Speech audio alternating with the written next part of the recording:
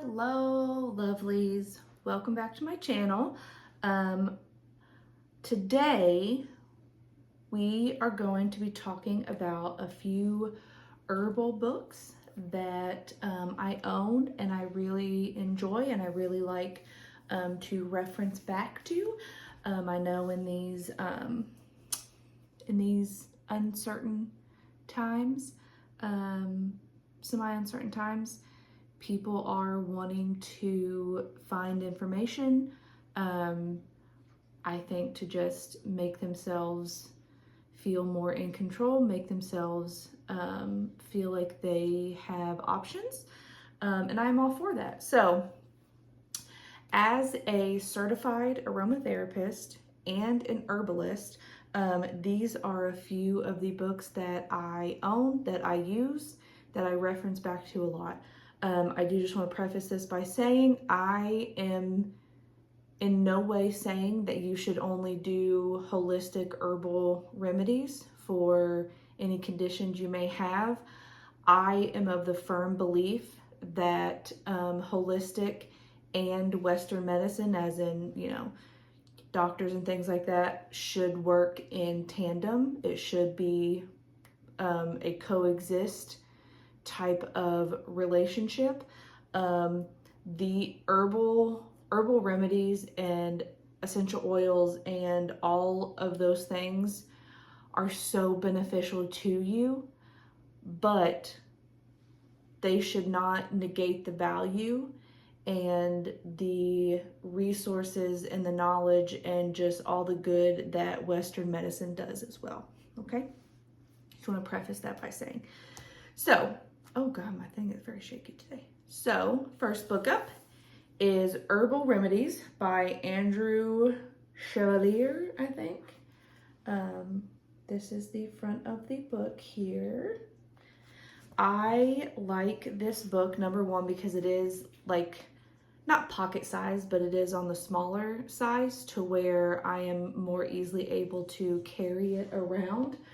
I do have a few other pocket-sized ones that is on not so much the like herbal learning about, the like uses and things of it, but I do have pocket-sized ones that just help me to identify certain plants here in my native Kentucky.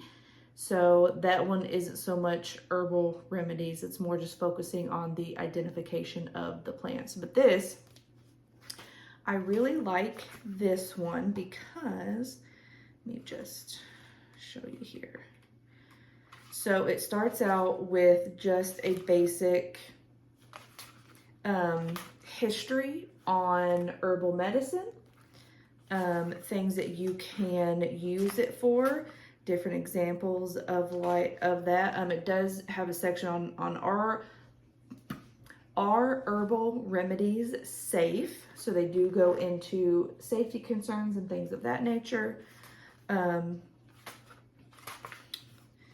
then it goes into using. So this section is a lot smaller and isn't as knowledge or information dense as some of the other books I will be showing, but it does have them, okay? It does go into wild crafting and cultivation, harvesting and drying, processing your herbs and things that you do. They do go into teas and infusions, decoctions, tinctures, things like that, but it is not in depth and it is not, it doesn't go into the step-by-step process. Some of the other books I am going to be talking about do. But this one, I do like, let me get to the part that I wanted to get to. So A to Z of herbal remedies. So it goes into, it's not really in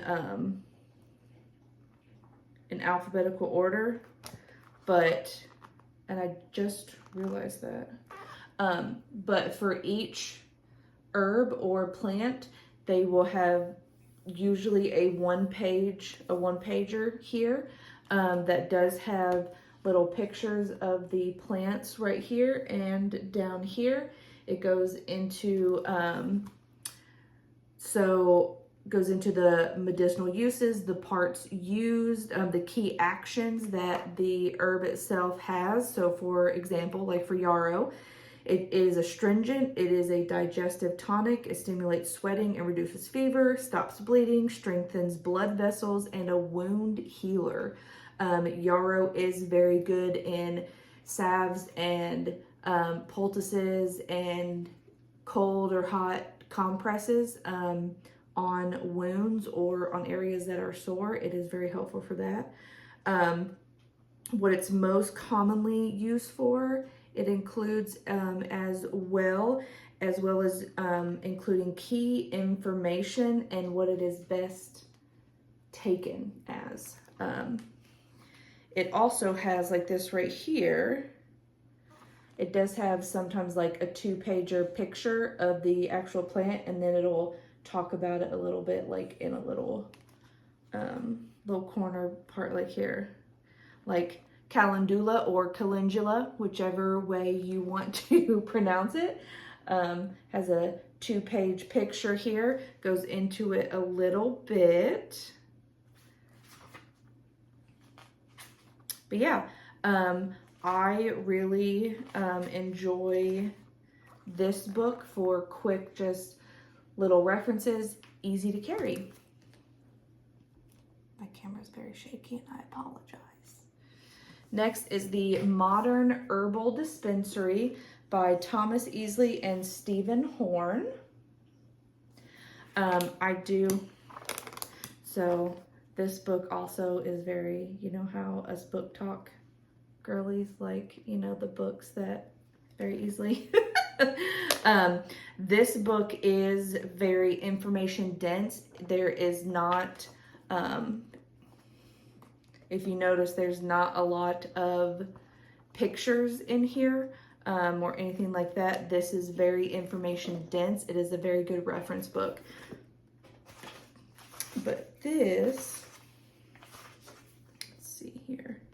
So this does go into, it does cover certain herbs and things like that later on in the back end of the book. But this book is really good for showing you how to extract things, how to make things. Let me just find one here. Let's see.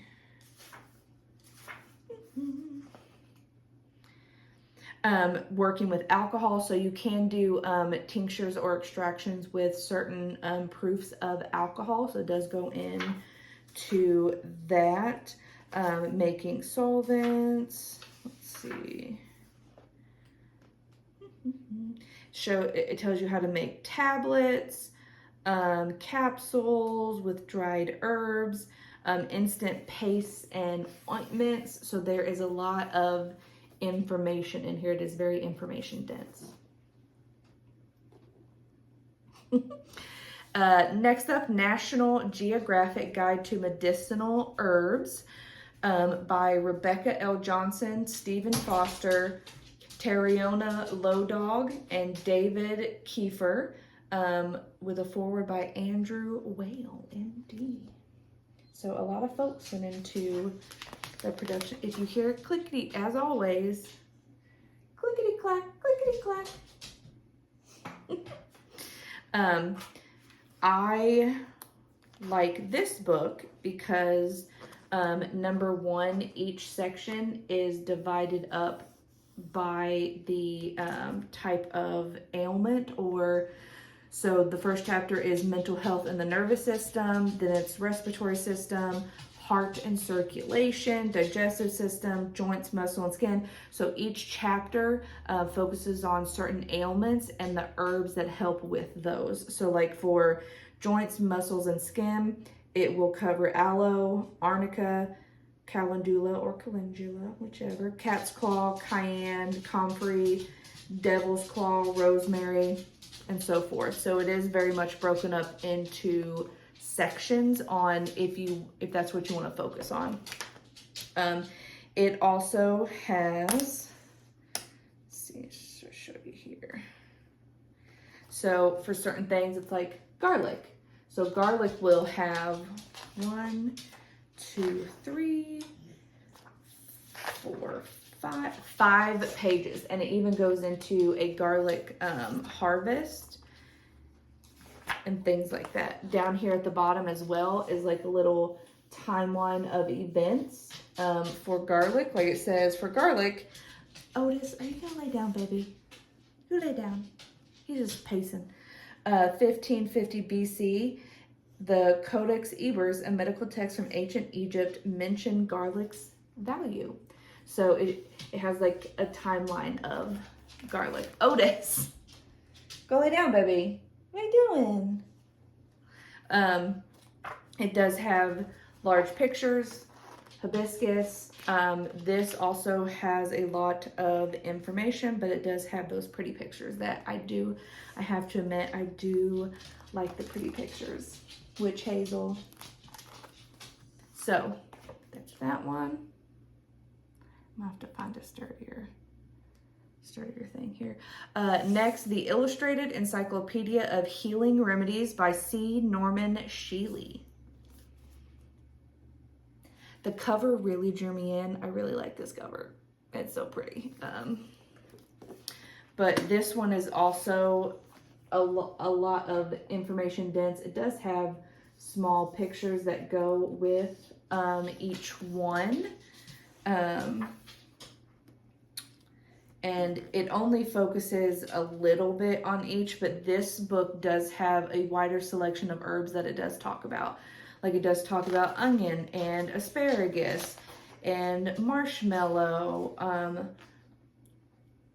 uva ursa, which is an endangered plant, but celery, asparagus. So it goes into a lot more options, not just like the herbs are things that we tend to naturally think of. It goes into actual food too, because if we want to think about it, the food we eat, of course, has effects on us, and it helps us and it heals us. And if you want to really have a diet that is very health focused, this is a good place to start as well. This next book I have had for many, many, many years. My best friend's husband got it for me one year for, I think it was my birthday. I haven't seen or known anyone else to have this book.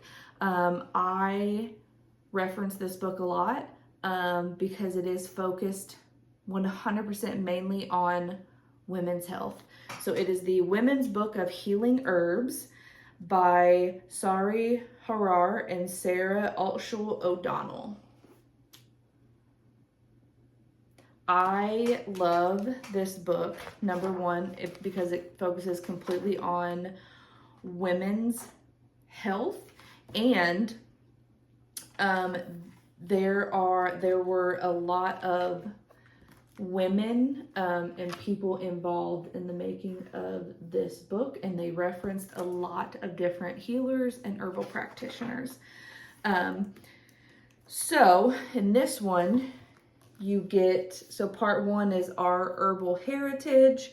It basically just goes into, like most herbal books do, they will go into like a basic history of herbal medicine and things like that. But then you get into the top healing herbs for women, and it will cover the herbs that are the top healing herbs for women or people who have a uterus and a reproductive system that includes a uterus and fallopian tubes and ovaries and things like that. Then it goes into making teas, tinctures, all of that good stuff. Each herb that it talks about, has one page, has information over here, and then it will have a, is that a picture? No, it's a drawing. A drawing of the plant itself, and then what it looks like dried and harvested, which I really appreciated. Also, this one does go into tinctures, salves, things like that. It also goes into like herbal bug repellents, insect bite and stings, fertility boosting salad dressing. So there are like recipes in here, not only for herbal things, but for just food you eat. Like there's a section on bruises. I know I am very prone to bruising. Bruises take a long time to heal for me as well. But this is one of my favorites.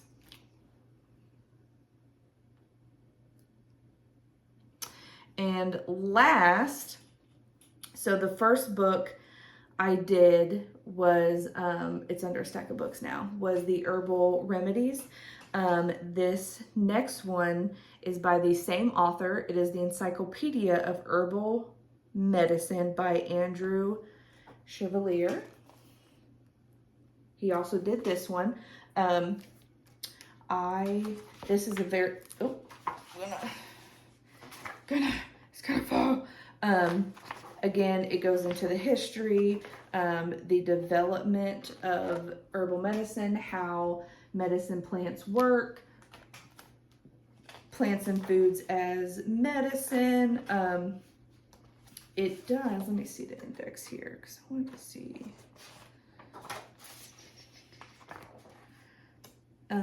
It goes into the different herbal traditions of the world in like Europe, India, Middle East, China, Japan, Africa, things of that. There are, you do get, starts at 54 here, he said. So this one also has, it goes over a lot of different herbs, has pictures of the herbs themselves. And if it's in a powder, some of them, how the seeds even look. They have pictures of the seeds. It is a very good book for things. It also has, so for like celery here, it has the parts used. Stems are eaten as a nourishing vegetable made into juice. The seeds contain a volatile oil and are the main part used medicinally. So celery seeds are what is used medicinally. You can eat the actual celery, but the seeds are what give you that herbal benefit. Key preparations and their uses. You can do a drink, a tincture, an infusion. So it has a lot of options for you. Wormwood, parts used, the aerial parts. The aerial parts contain bitter substances and have a wide range of medicinal uses. And so the aerial parts are the leaves right here. And then this is what the dried aerial parts look like. So there is a lot of different information and really good information in here. On my journey in being an herbalist, now I will preface this also by saying there is no way currently to be a certified herbalist.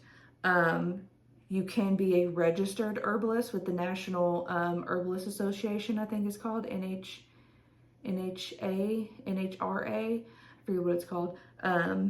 You can correct me if you know what it is in the comments below, but there is no way currently to be a certified herbalist, but I have completed and finished 3 different course studies on herbalism. I live it every single day. I'm also, as I said, a certified aromatherapist, finishing 235 hours of study. So this is what I love. This is what I want to do, in part with tarot and things like that. But part of me being a witch is herbs, and it's essential oils, and it's feeling closer to the earth in any way that I can, closer to nature. And this is one way that I do feel closer to nature. And Vargas is coming to visit. Clickety click, click, click, click. I'm gonna have to shut my door and lock you all out. You hear him. Yeah, those are my current favorite herbal books. I do have more on the bookshelf behind me, more downstairs. I have a lot of books on Because I recently got diagnosed with adrenal PCOS as well, I have been learning just the effects of PCOS and how food affects me, how herbs affect me, and how I can use them to improve my overall health and my feeling of well-being. But yeah, I love this. I can't wait to spread more knowledge about this with all of you. If you have any questions or you want to see more books, more book recommendations, just let me know. And I will include the title and author of all these books in the caption below if you would like to pick these books up for yourself. But thank you for stopping by.